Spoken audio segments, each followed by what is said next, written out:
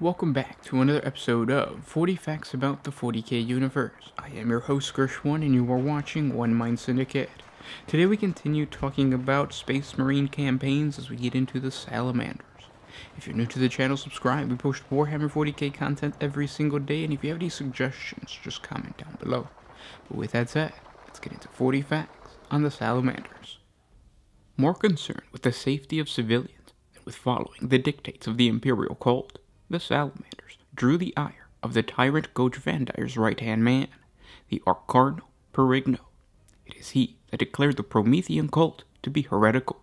In the ensuing War of Flame, 5 companies of the Salamanders were tracked down and attacked on the world of New Folly by 3 orders of Sisters of Battle, alongside a massive army of faith. At first, the Salamanders fought only to defend themselves, but eventually were drawn fully to battle when the armies of faith struck at New Folly's hive cities. Thankfully, news of Perigno's death at the hands of the Inquisition arrived on the planet, and the ecclesiarchal forces dissipated. Many years later, the Salamanders would turn their fury to the Dark Eldar. During one of the terrifying events, the Dark Eldar called their Carnivals of Pain. A coven of homunculi unleashed a carefully coated biotoxin upon the hive world of Borbulac. The toxins dissolved human flesh, while leaving the Eldar intact, and the homunculi took to the spires of Hive Primus with high-powered scrying devices in order to appreciate the grotesqueries they had brought into being. The Salamanders heard of the vile fate that had befallen the planet, and sent in a strike cruiser to cut out the cancer that had taken root in the armored eyries of the Hive. Stormraven gunships delivered a siegebreaker cohort to the upper levels, each warrior's rebreather replaced by internal air sources. One by one, the war-suited battle brothers suffered wounds during the resulting fight. Their power armor split or dissolved by the arcane weapons of the homunculi. As the flesh-eating toxins wormed its way into their flesh, the Salamanders died fighting. Though the war suits and even the power armor inside were empty of anything but liquids, the anchored machine spirits that lurked in each warsuit fought on.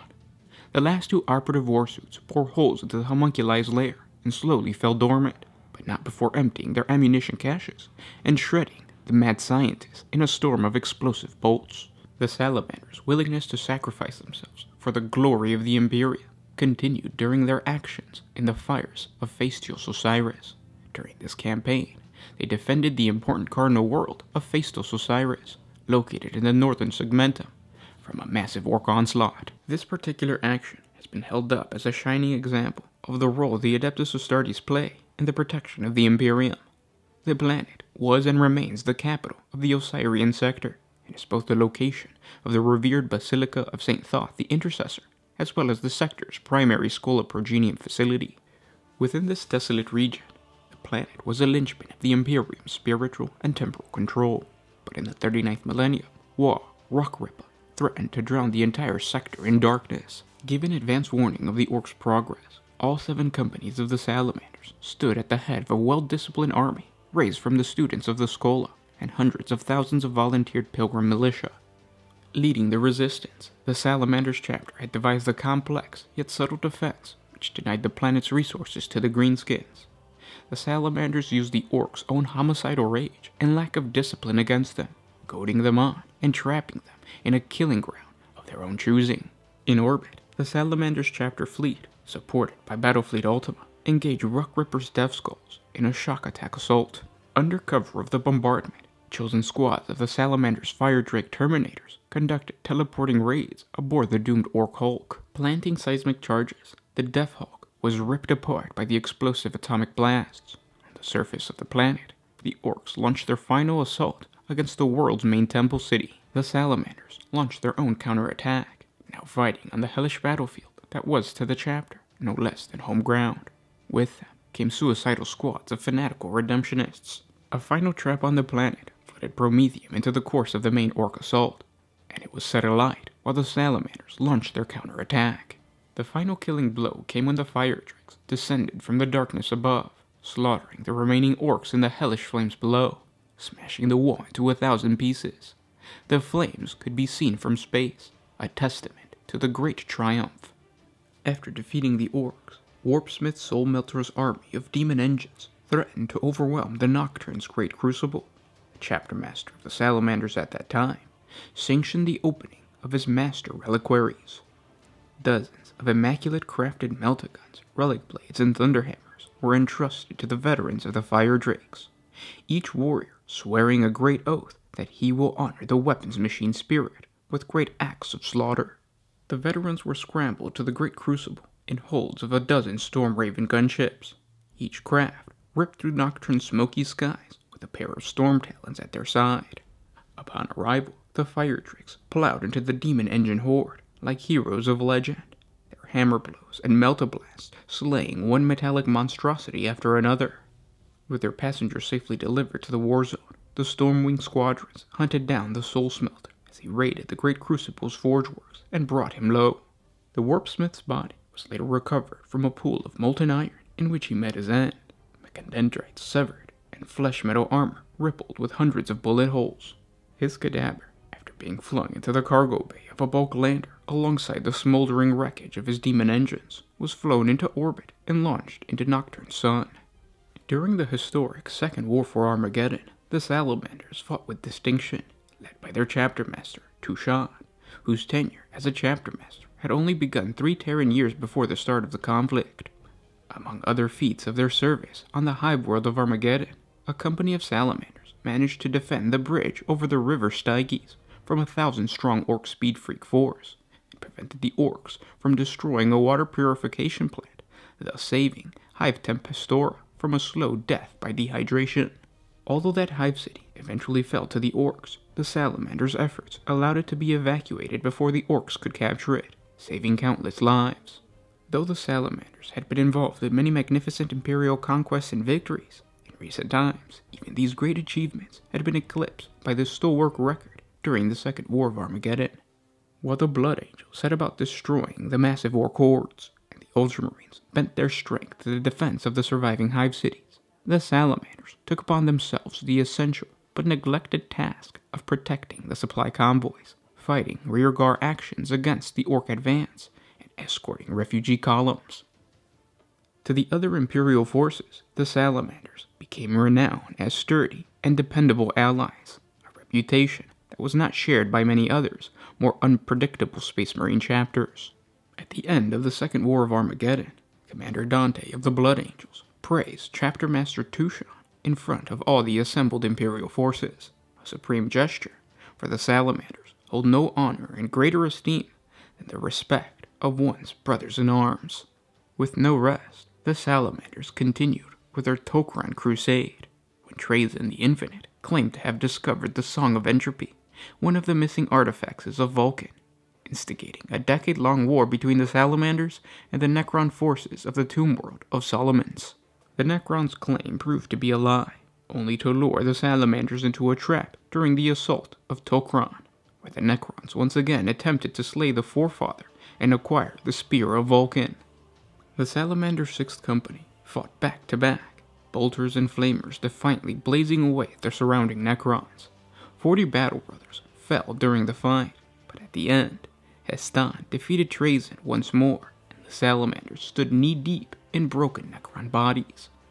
In another part of the galaxy, a strike force composed of the Salamander's 3rd Company, under the command of Captain Kotan Kedai, caught up to the deranged former chaplain of the Black Dragons, Vaitan Ushorak, and his warband of Chaos Space Marines on the cemetery world of Moribar. While Ushorak delved into the secret crypts beneath the world, the Salamanders and the renegade followers of Ushorak fought savagely through the cemeteries of the ash-blanketed world.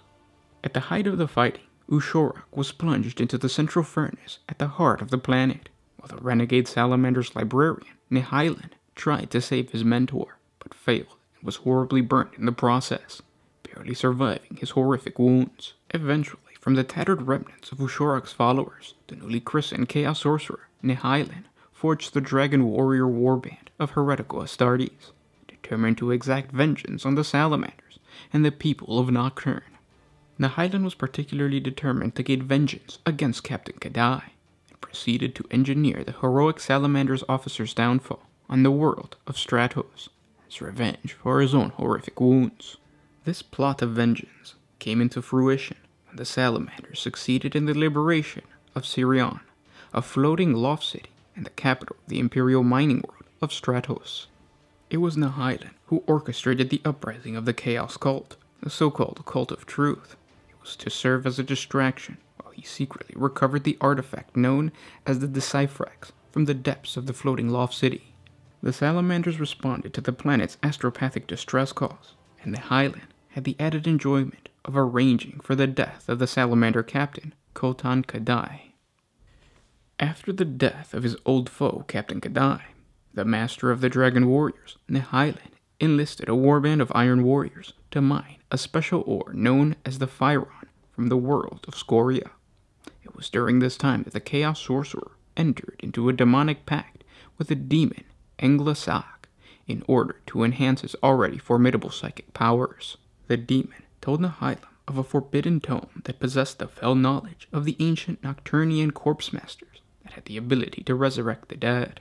With this forbidden knowledge, Nihilin hoped to resurrect his own former master, the charismatic renegade Black Dragon Chaplain, Ushorak. In return for the demon's knowledge and the enhancement of his powers, the Chaos Sorcerer provided him a host body, enabling the demon to enter the material realm as a demon host and wreak havoc on the Salamanders chapter. It was during this conflict that Nihilin finally revealed his plan. Utilizing a seismic cannon that was emplaced on his flagship, the Chaos Cruiser Hellstalker, he created a shaft that delved deep into Mount Deathfire, the sacred mountain of the Salamanders on Nocturne. Within the mountain, the Chaos Sorcerer was able to breach the hidden sacred shrine that contained one of the lost books of the Primarch Vulcan, known as the Tome of Fire. The Chaos Sorcerer was confronted by the Salamander's epistolary, Pyrel, his fellow former neophyte in training, whom he defeated in a psychic battle that resulted in the Salamander Psyker's death. It would seem like a Chaos victory. Pyrel's sacrifice was not in vain, as the Salamander's chief librarian, Velcona, arrived to face his former pupil before Nihilin could make an escape. The chief librarian and the Chaos Sorcerer battled within Mount Deathfire, but unfortunately, Nihilin was able to escape due to the timely intervention of his personal bodyguard, Ramlek. Velcona was able to destroy Ramlek upon an anvil that mysteriously materialized out of nothing. The Chaos Sorcerer managed to escape, still intent on resurrecting his former master and taking revenge against the Salamanders. Nihilin's current whereabouts are completely unknown. And those were 40 facts on the Salamanders. I hope you guys enjoyed this video. If you did, don't forget to share it with your friends on Facebook, Reddit, whatever social media you guys use. This was a viewer request. You guys wanted us to talk more about the Salamanders, so I created this video as a viewer request. But the Salamanders themselves are just an awesome Space Marine chapter. Very friendly towards humanity, so it was fun reading the lore to you guys. If you guys have any other suggestions, just comment down below.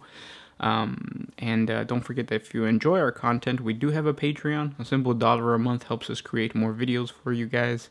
If not, that's okay. Simply by liking, commenting, and sharing, it helps out the channel. With that said, I'll talk to you guys tomorrow. This is Gersh1 with One Mind Syndicate signing out. Always